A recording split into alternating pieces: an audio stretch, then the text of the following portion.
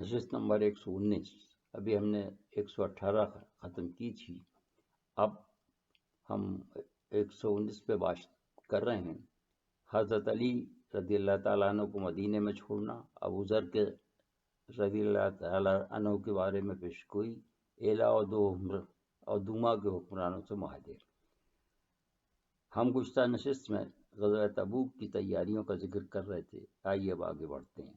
یہاں قابل ذکر بات یہ ہے کہ حضور نے پہلی مرتبہ ایک کے بجائے 2 نگراں مقرر کیے۔ اس میں جو لطیف اشارہ ملتا ہے وہ انتہائی غور طلب ہے۔ اس کو میں ان لوگوں کے غور و فکر کے لیے چھوڑتا ہوں جو غور کرنا چاہیں کہ حضرت علی رضی اللہ تعالیٰ عنہ کو اہل بیت پر اپنا نائب کیوں مقرر فرمایا، جبکہ سب روحانیت میں بے مثال تھے، اور انتظامیہ کا نائب محمد بن مسلمہ انصاری کو یا صبا عظفہ رضی اللہ تعالیٰ عنہ کو بنایا۔ چونکہ اس پر مورخین کا اختلاف ہے، لہذا میں نے دونوں ہی نام دے دیے ہیں، اس لیے کہ ابن اسحاق رحم اللہ علیہ اور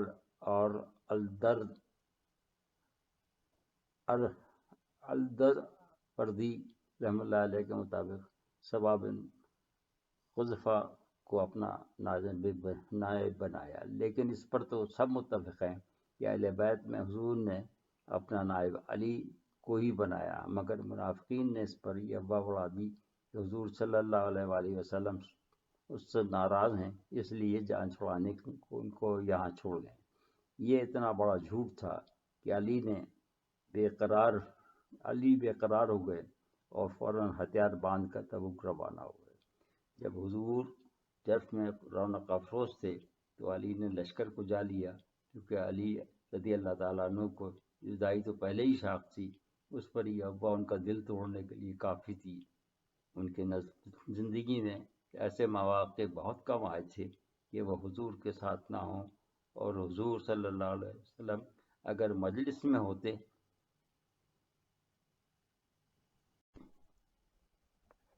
تو علی ساتھ ہوتے، اگر خلوت میں ہوتے تو استوان علی کے مقام پر، جس کا نام اب بدل کر استوان حارث رکھ دیا گیا ہے، تشریف فرما ہوتے۔ حارث کے معنی ہیں چوکیدار کے۔ کیا حضور کے زمانے میں کسی چوکیدار کا وجود تھا؟ مستند تاریخوں میں مرقوم ہے کہ یہاں علی رضی اللہ تعالیٰ عنہ تشریف فرما ہوا کرتے تھے۔ اس کا نام 14ویں صدی کے اوائل تک استوان علی ہی تھا، بعد میں تبدیل کیا گیا۔ حضور نے جب علی رضی اللہ عنہ کو آتے دیکھا تو آنے کی وجہ پوچھی۔ انہوں نے صورتحال عرض کی کہ یا رسول اللہ صلی اللہ علیہ وسلم، یہ ماجرا ہے۔ تو حضور نے فرمایا کہ انہوں نے جھوٹ کہا ہے، میں نے تو تمہیں اس لیے اس پر قائم مقام مقرر کیا کہ جو کہ میں نے پیچھے چھوڑا ہے واپس جاؤ اور اپنے اہل کے بارے میں قائم مقامی کرو۔ اے علی، کیا تم یہ پسند نہیں کرتے کہ مجھ سے تمہاری وہی نسبت ہو جو ہارون علیہ السلام سے موسیٰ علیہ السلام کی تھی، لیکن میرے بعد کوئی نبی نہیں ہوگا۔ لہذا حسب الحکم حضرت علی کرم اللہ وجہ واپس مدینہ چلے گئے اور حضور صلی اللہ علیہ وآلہ وسلم اپنے سفر پر روانہ ہو گئے۔ اس کو ابن اسحاق رحم اللہ نے تو ابراہیم بن سعد بن وقاص رضی اللہ تعالیٰ عنہ سے بیان کیا ہے کہ انہوں نے اپنے والد سعد سے یہ پورا واقعہ سنا ہے، مگر کچھ محدثین مورخین نے اس کے دوسرے انداز سے بیان کیا ہے کہ جب علی رضی اللہ تعالیٰ عنہ کو حضور نے مدینے میں چھوڑنے کا فیصلہ کیا تو حضرت علی نے عرض کیا کہ یا رسول اللہ، آپ مجھے عورتوں اور بچوں میں کیوں چھوڑے جا رہے ہیں؟ تب حضور نے فرمایا کہ کیا تم اس بات کو پسند نہیں کرتے کہ تم کو مجھ سے وہی نسبت ہو جو ہارون علیہ السلام کو موسیٰ علیہ السلام سے تھی؟ ہاں، میرے بعد کوئی نبی نہیں ہے۔ اس سے مسلم، ترمذی اور قتادہ کے علاوہ اور ترمذی نے قتادہ رضی اللہ تعالیٰ عنہ کے حوالے سے درج کیا۔ اس کا ذکر دوسرے حوالے سے ابو داؤد رحمۃ اللہ علیہ اور امام احمد رحم اللہ کے یہاں بھی ملتا ہے، واللہ عالم۔ زید بن اسید کا واقعہ ابن اسحاق رحم اللہ نے ابن قتادہ کے حوالے سے تحریر کیا ہے کہ زید بن اسید امارہ کے کجاوے میں تھا۔ وہ لوگوں سے کہنے لگا کہ کہ محمد صلی اللہ علیہ وسلم کا ناقہ گم ہو گیا ہے، اس کے باوجود کہ وہ دعویٰ کرتے ہیں کہ مجھے غیب کی خبر، جبکہ آسمان کی خبریں بھی بتاتے ہیں۔ وہ صلی اللہ علیہ وسلم یہ نہیں معلوم کر سکے کہ ان کا ناقہ کہاں ہے۔ ادھر عمارہ رضی اللہ تعالیٰ عنہ حضور کے پاس حاضر تھے، حضور کو یہ فرماتے سنا کہ ابھی بھی ایک آدمی نے ایسا کہا ہے۔ پھر فرمایا کہ خدا کی قسم، اللہ نے مجھے جو علم دیا ہے اس کے سوا کسی چیز کا مجھے علم نہیں ہے، اور اللہ تعالیٰ نے ابھی مجھے باخبر کیا ہے کہ وہ اونٹنی کہاں ہے۔ وہ اسی وادی میں فلاں گھاٹی میں ایک درخت میں مہار الجھ جانے کی وجہ سے رکی ہوئی ہے، اس لیے تم جا کر اسے لے آؤ۔ لہذا لوگ گئے، اسے جا کر لے آئے۔ اس کے بعد ہمارا نے واپس آ کر یہ واقعہ جب اپنے رفقا کے سامنے پیش کیا، اس پر وہاں موجود ہر شخص میں سے ایک نے بتایا کہ ابھی تھوڑی دیر پہلے یہ الفاظ زید بن اسید نے کہے تھے۔ یہ سن کر ہمارا اس پر ٹوٹ پڑے، کہنے لگے مجھے یہ پتہ نہیں تھا کہ میرے کجادے میں ایک شیطان موجود ہے۔ اس کے بعد مورخین نے لکھا ہے کہ وہ تائب ہو گیا، لیکن بعد نے لکھا ہے کہ وہ مرتے دم تک منافقی رہا، واللہ عالم۔ دوسرے منافقین کی بھی یہی حالت تھی کہ راستہ بھر باتیں بناتے رہے۔ ان میں سے کچھ لوگ تو برسر عام یہ کہتے پھر رہے تھے کہ تم کیا سمجھتے ہو، کیا درد لوگوں سے، مراد تھی رومن لوگوں سے، تمہاری جنگ برابری کی بنیاد پہ ہوگی، وہ ہمیں سب کو جانوروں کی طرح رسی سے پکڑ کر باہر ڈال دیں گے۔ اور جب یہ بات حضور تک پہنچی تو کہتے کہ ہم تو مذاق کر رہے تھے۔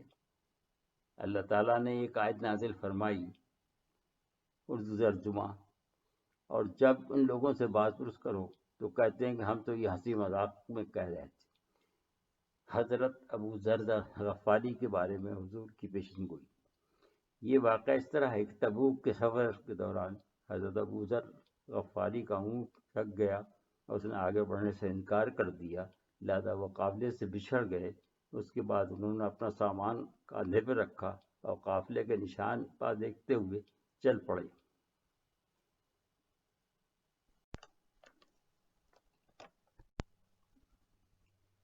کچھ لوگوں نے خبر دی حضور صلی اللہ علیہ وسلم ایک شخص تنہا اپنا سامان اٹھایا آ رہا ہے۔ حضور نے فرمایا کہ وہ ابو ذر ہے جو تنہا پیدا ہوا، تنہا چلے گا، تنہا مرے گا اور حشر میں تنہا اٹھایا جائے گا۔ ابن اسحاق رضی اللہ تعالیٰ نے متعدد حوالوں کے ساتھ تحریر کیا ہے کہ حضرت ابو ذر غفاری کی موت حضرت عثمان کے زمانے اقتدار میں جلا وطنی کی حالت میں ہوئی۔ اس وقت وہ زبدہ کے مقام پر مقیم تھے اور ان کے ساتھ ان کی بیوی و غلام کے سوا کوئی اور نہ تھا۔ انہوں نے بیوی و غلام کو وصیت فرمائی کہ تم مجھے غسل دے کر کفنانا اور قافلوں کی گزرگاہ جو قریب سے گزرتی ہے اس پہ رکھ دینا، پھر جو پہلی جماعت گزرے اس سے کہنا کہ یہ صحابی رسول ابو ذر رضی اللہ تعالیٰ عنہ کا جنازہ ہے۔ اسی دوران حضرت عبداللہ بن مسعود رضی اللہ تعالیٰ عنہ عراق سے واپس آتے ہوئے وہاں سے گزرے۔ جب انہوں نے ایک جنازہ دیکھا تو ٹھٹک گئے۔ اسی وقت ابو ذر غفاری رضی اللہ تعالیٰ عنہ کا غلام کھڑا ہوا، اس نے عرض کیا کہ یہ حضور کے صحابی ابو ذر غفاری رضی اللہ تعالیٰ عنہ کا جنازہ ہے۔ یہ سن کر عبداللہ بن مسعود پھوٹ کر رونے لگے۔ تو فرمایا کہ میرے آقا کے الفاظ کی صداقت آج پھر ظاہر ہوئی، اور وہ اپنے ہمراہیوں کے ساتھ وہاں ٹھہرے، ان کی نماز جنازہ پڑھائی، پھر تدفین کے بعد واپس جا کر اہل مدینہ کو پورا واقعہ سنایا۔ عامل اعلیٰ سے صلح۔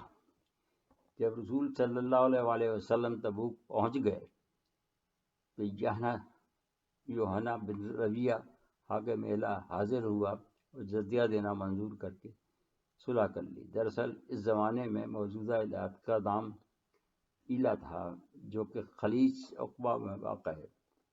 حضور نے اس کو صلح نامہ تحریری طور پر عطا فرمایا۔ پھر اطراف کے دو اور قبائل اہل جربہ اور اہل ازرق بھی حاضر ہوئے، انہوں نے بھی صلح کر لی، ان کو بھی تحریری طور پر امان کی سند حضور نے عطا فرمائی۔ حاکم دماغ کا رویہ۔ یہ اس علاقے کا واحد حاکم تھا جو کہ صلح پہ آمادہ نہ تھا، کیونکہ نصرانی تھا، لہذا ابھی تک شہنشاہ روم کا وفادار تھا۔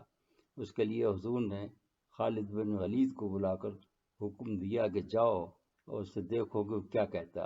حضور نے ساتھ میں یہ بھی فرمایا کہ تم اسے گائے بیلوں کا شکار کھیلتے ہوئے پاؤ گے۔ اس زمانے میں اس علاقے میں جنگلی گائے بیل بہت تھے، اور ان کے شکار کا طریقہ یہ تھا کہ وہ چاندنی راتوں میں ان کا شکار اس طرح کرتے تھے کہ اپنا ایک پالتو بیل چھوڑ دیتے، جب وہ اس کے ساتھ چرتے ہوئے بیل کے قریب آ جاتے تو ان کو نیزوں اور تیروں سے شکار کر لیتے۔ لیکن اس دن عجیب بات ہوئی کہ حضرت سابق چاندنی رات میں فصیل کے اوپر کھڑے ہوئے تو بیل بجائے جنگل کی طرف جانے کے قلعے کا دروازہ اپنے سینگوں سے واپسی کے لیے کھولنے کی کوشش کرنے لگا۔ اس وقت اس کا بھائی اور بیوی بھی ہمراہ تھی، لہذا اس کی بیوی نے کہا کہ کیا پہلے بھی اس بیل نے ایسا کیا ہے؟ تو اسے جواب نفی میں دیا۔ اس نے کہا پھر باہر نکل کے دیکھنا چاہیے کہ کہیں کوئی گڑبڑ نہ ہو۔ وہ جیسے ہی باہر نکلے حضرت خالد بن ولید نے ان پر للکار کر حملہ کر دیا۔ اس کے ساتھ اس کا بھائی حسان اور خاندان کے کئی دوسرے افراد بھی تھے۔ تھوڑی سی لڑائی کے بعد حضرت خالد نے ان کو زیر کر کے گرفتار کر لیا۔